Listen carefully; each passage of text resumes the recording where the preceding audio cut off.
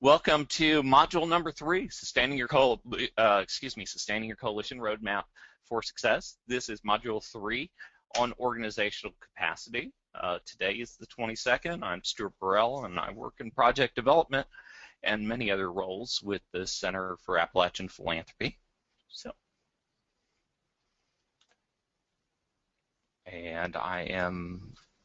There we go.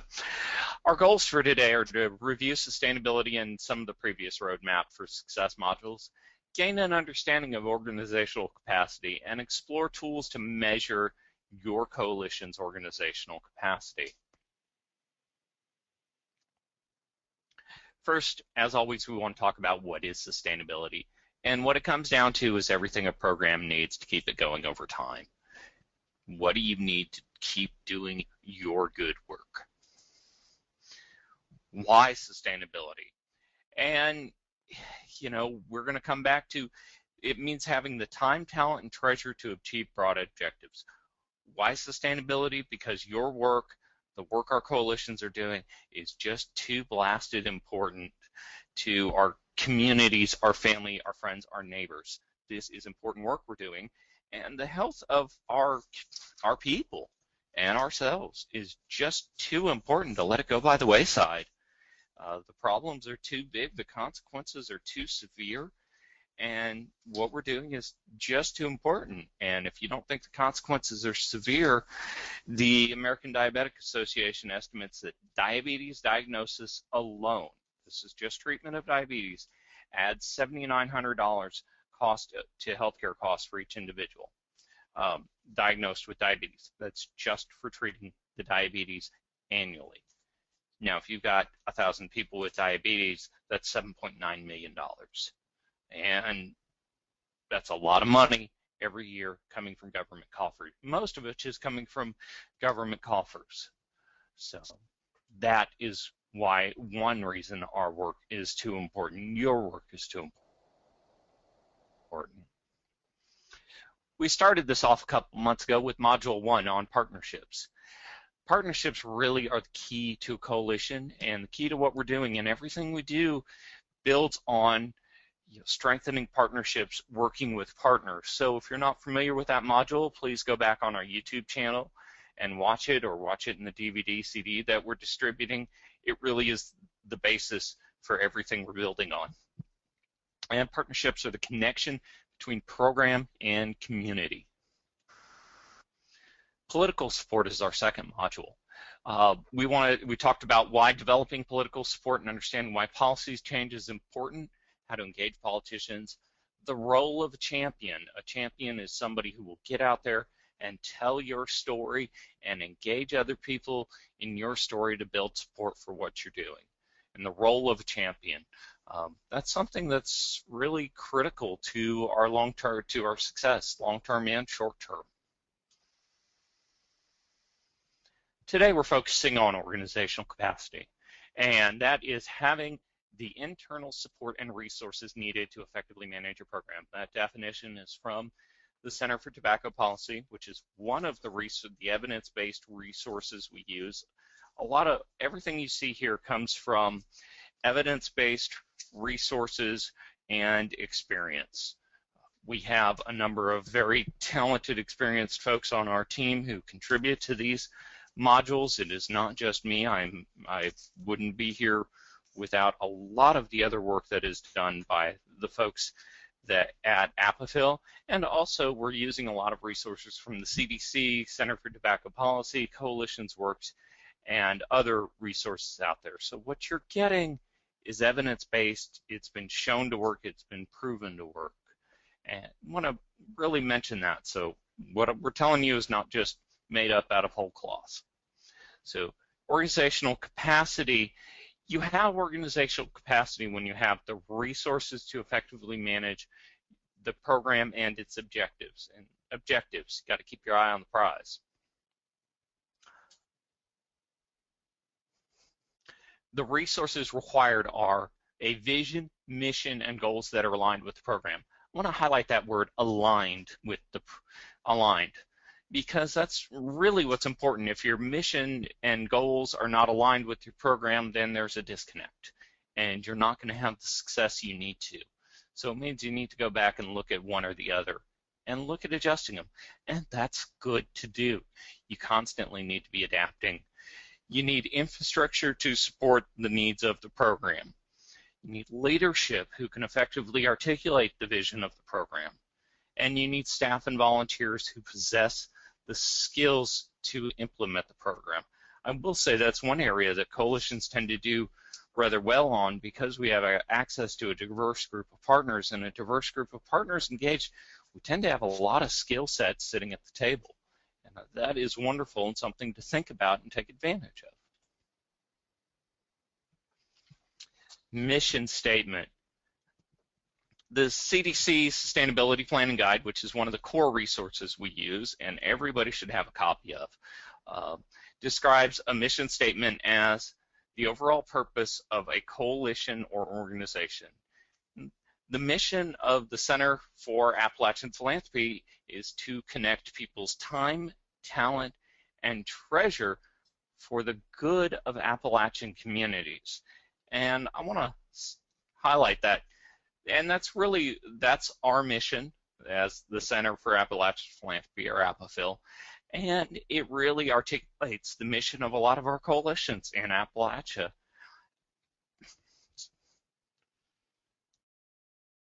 Excuse me, I had to cough. So, vision. A vision statement can be inward and it can be outward. An inward statement is a vivid description of the organization as it effectively carries out its operations. An outward statement describes the ideal state of the population. So, in this case, one example for tobacco would be a tobacco-free society. Another example might be a society of healthy people with minimal amounts of diabetes. Or, we can come up with others for our own organizations, and you need to have an effective vision statement as part of bringing your group together and agreeing on everything agreeing on really that core idea of what you do. That's where mission, vision, and goals come in. We're using the SMART goal format, and honestly, most every organization nowadays uses some variation of this when talking about goals. They SMART, or specific, measurable, achievable, and time-bound. So that's how you want to define your goals. And we've got an example here again from the CDC. So another example of, increasing healthy lunch food options, from 20% to 40% by October of a given year. So another example would be improving your county health rankings by at least 3 points per year for the next 5 years. And a lot of us rely on our county health rankings as an overall indicator of health, and they're very good for that.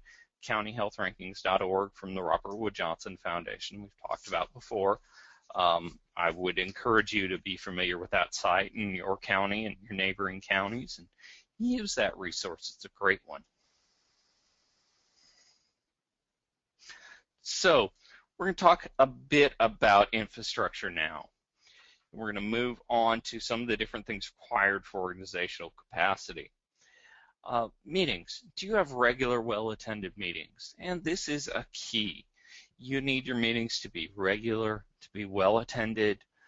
If you don't have your partners engaged enough to attend your meetings, then you don't have them engaged enough to fulfill your programs, or attempted programs is what they're going to be. Policies and procedures. Do you have appropriate policies for things like conflict of interest, or procedures for documenting meeting minutes? Now, don't feel too bad if you don't have your policies in place, or if you don't have all the policies in place already. A lot of these come last. Not that they should, they just do. And they're done in response to programming. Too often they're done in response to problems. So you want to have a conflict of interest policy before you have a conflict of interest.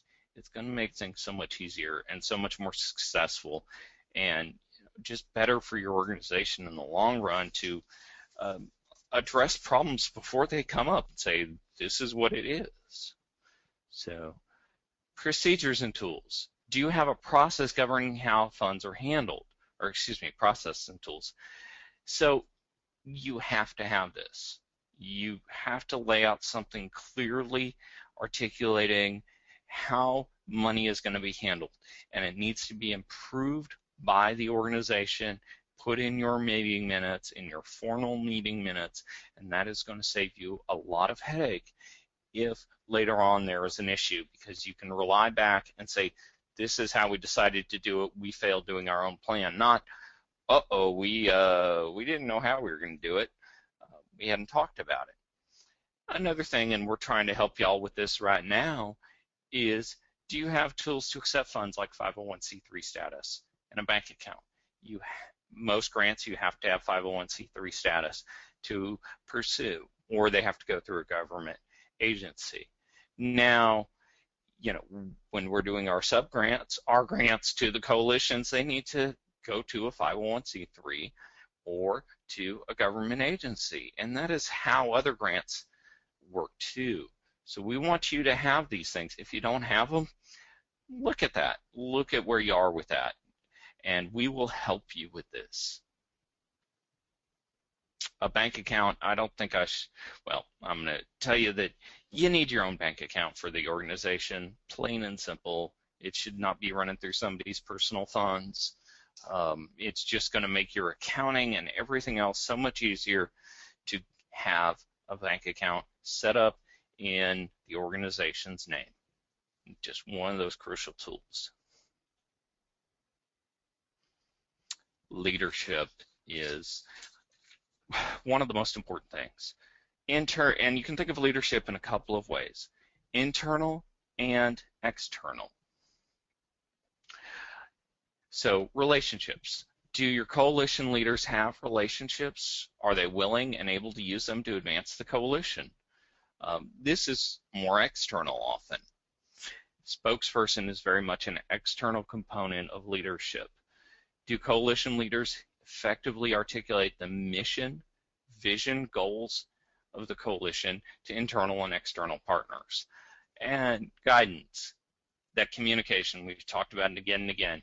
You need communication within your coalition going both ways to leaders and members back and forth. I will point out that in terms of internal and external leadership, they don't have to be the same person. And because these are different skill sets, oftentimes they're not. Now, if you have two different leaders, they need to get along and be communicating particularly well among themselves. But who you have as your out there spokesperson, as your out there visible public person going out and engaging politicians and engaging publicity, media, etc., does not necessarily have to be the person who is working within the coalition, having quiet conversations back and forth with all the members. So just don't get stuck into thinking, oh, we have to have one person that can do everything great. A lot of times you're better off having two people or having some different people. Staff and volunteers. Job descriptions. We will have examples in the toolkit we are creating, and that will be distributed at the May 2015 wrap-up meetings that we're planning, and we hope you'll be able to attend. Please put them on your calendar, put that meeting on your calendar. You need to clearly define what your expectations are for a given job and have a person who can fulfill those expectations in that role. This relates directly back to accountability, one of those buzzwords that gets used a lot, but is important that, okay, what do we expect? What is expected of me? What is expected of you? If you don't know what's expected, how can you fulfill it successfully? If you don't know what is expected, you're going to end up having frustrations on both sides. And roles and responsibilities, very similar. You need to think about these things ahead of time and define and list the various roles you have and what the responsibilities are. Similar to job descriptions, but this is much broader. So, you may not need a full job description for all these things, but you want to sit there and define what is expected so people understand what they're committing to. You want your chair to understand what they're committing to. That's a significant amount of time. If they can't do it, then you need a different person there. You want to understand what you're committing to yourself. Engagement. How engaged are your partners, volunteers, and staff? As I mentioned in meetings, if you don't have your partners, your people engaged enough to attend regular meetings, how are you going to get a program done effectively with them? You're probably not. You also need to think about having the right people and the right groups engaged. And a lot of this goes straight back to Module 1 and your partners and looking at them and getting the right ones and engaging them. And, please have a strategy for engaging each partner. Go right back to the worksheets we created for Module 1. If you need those again, let us know. We'll be happy to get them for you, or get them to you. But, you need to come back. And I will say, organizational capacity is an ongoing issue. This is something you want to constantly be reviewing every quarter or so, every so often, particularly before you start a new program. You want to make sure you have the capacity to do that program successfully. So don't just think about this as a one-time review in the beginning. It needs to be ongoing. You need to every so often look back and update your job descriptions, update your partner lists, your engagement. So now we're going to move into a case study. I'll look at what Scioto County, Ohio, the Health Coalition there has done, and they're doing a lot of exciting things. Regina Tipton's going to join us to talk a bit about what they are doing there and give you some real-world examples of what's going on.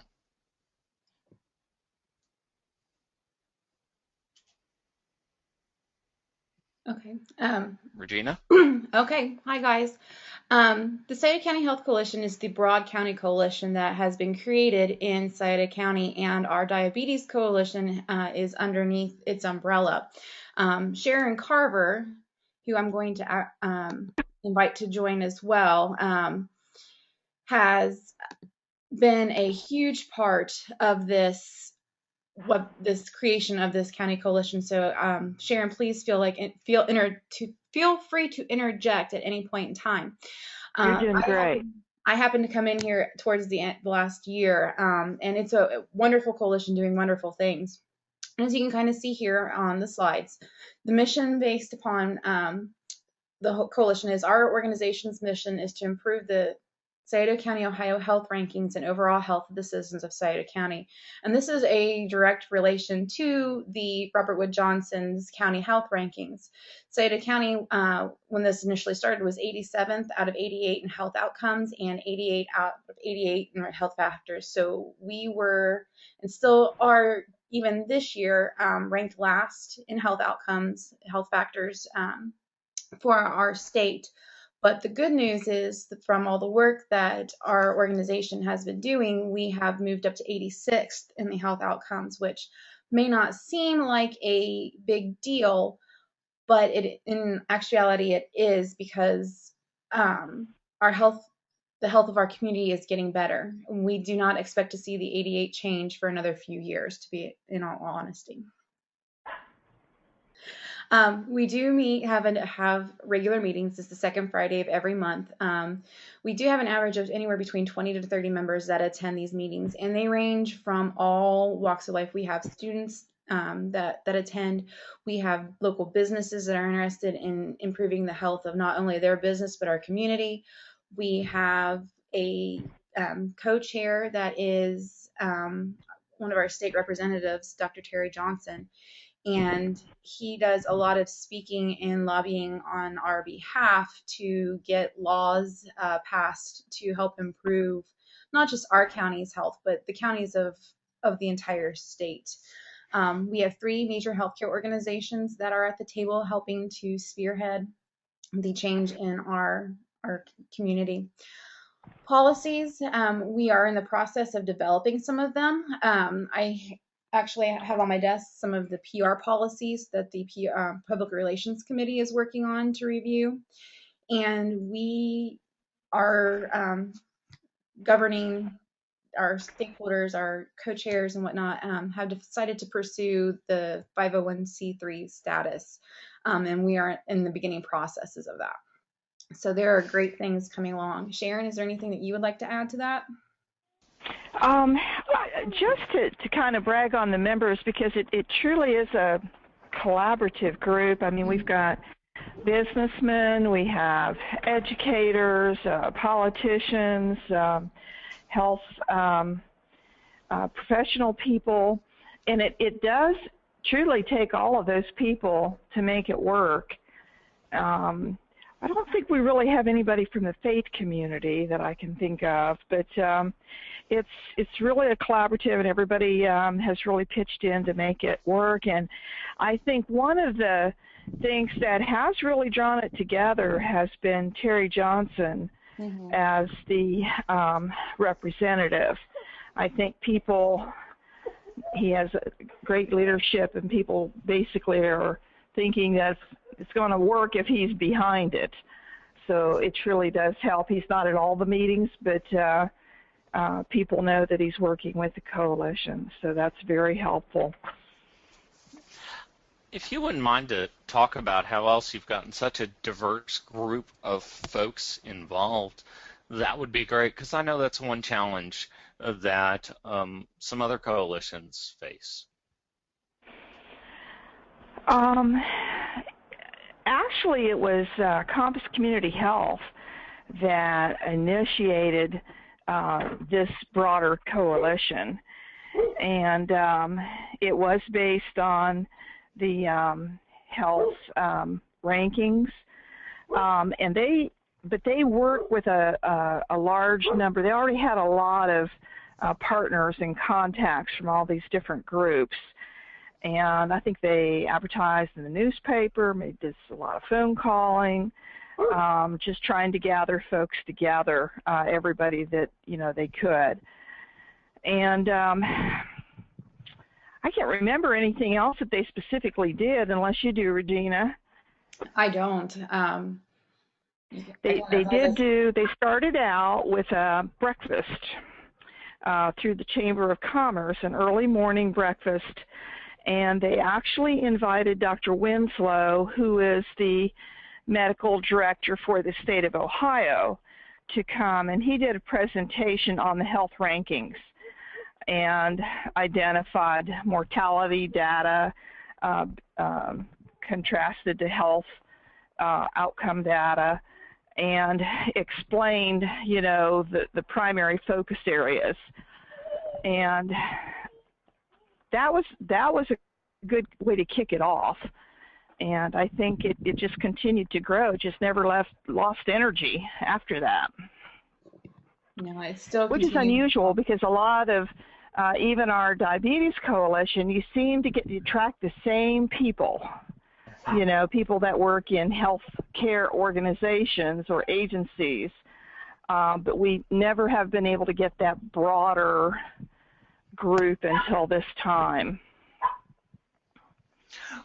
Well, I think that's one tip to look at working with the Chamber of Commerce as a way to hit a more diverse group, and other coalitions might think about that. I know some I work directly with. I'm going to bring that up, and how do we, get on the agenda and do an event with the Chamber of Commerce as a way to directly work about it. They're very organized. They have great mailing lists, email lists. Micah, get off that. Across the full cover. But yeah, I think that really got the attention of the business community. It's also an endorsement. I mean, if the Chamber's on board with what you're doing, it says you're pretty legit right off the bat, that you're not a waste of time. Right. Yeah, and they really haven't had to do anything other than they provided some space, meeting space, and used their mailing lists, which they have I know this is unusual, probably won't be similar in all the other counties, but they have 500 business entities on their mailing list. So it really covers a lot of folks.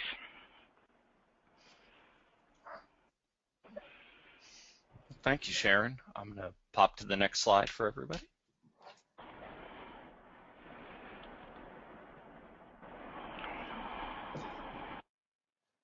And as we've spoken before, you can kind of see here with this slide, we do have a lot of strong leadership roles.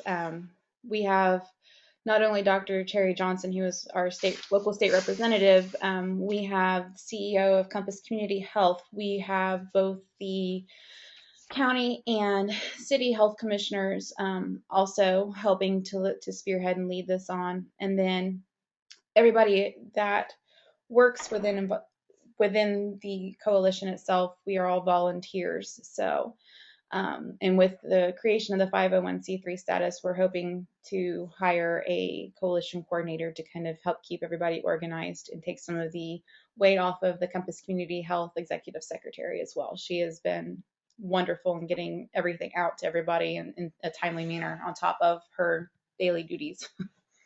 Well, we're going to move on to an assignment.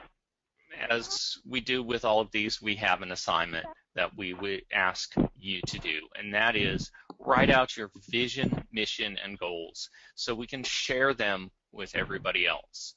That way we can all see how we're writing these things and learn from each other, and again, create more of that learning community, create a strong learning community so we all see what we're working on. We can trade tips for success back and forth, and some people really have trouble writing a mission statement that's clean and coherent. Some organizations you'll see have ones that are practically pages long. We want to show you great mission statements, and so we want yours. What's your vision statement? What are your goals? And this also will help you sit down, clearly articulate them, get the group, get the coalition to have a core agreement of what you want to do. And that's defining it, a core of what your role is really important so that people have something on paper they can say, this is who we are. And it helps eliminate a lot of misunderstandings too. So please write those out, email them to Regina, your local facilitator. You can email them to me. I'll also like to point out that we'll have a link to a recording of this webinar on our Facebook page as well as our YouTube channel, and that YouTube channel has the previous two webinars. You can go back and listen to them, watch them. That it's never too late. Go back, review them with your full coalitions. And if you need anything we've talked about, have more questions, just let us know. Please let us know, and we're happy to work with you. We have more resources, specific resources we can help you with. So one final note before we open the floor up to questions. You'll be emailed a survey from us in 1 to 2 weeks, and these are reviewed by Ohio University, who is our evaluator and evaluating this grant, and the CDC. It would really help us if you would take a minute and fill these out. These surveys are an important part of what our grant does and showing our grant, and helps us gauge our own success and helps us make our programs better for you. So please take the moment to fill that out. We greatly appreciate it. And coming May 27th, Roadmap for Success, Module number 4, Strategic Planning. We hope the goal of this is to learn tools for developing a strategic plan and build support for that plan. So we're looking at your organizational capacity today and your planning next month to do those programs. So it's what can you do? Now what do you want to do? What are you going to do? And that's going to be hosted by myself, Stuart Burrell. Mandy Hart will be involved, and likely others of our staff facilitators and coalition members will be involved. And so one more opportunity to keep building on what we're learning. Do you all have questions? What can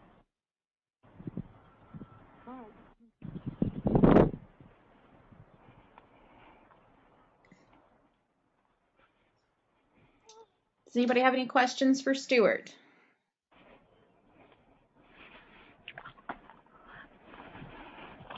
I don't. I think it was really good information.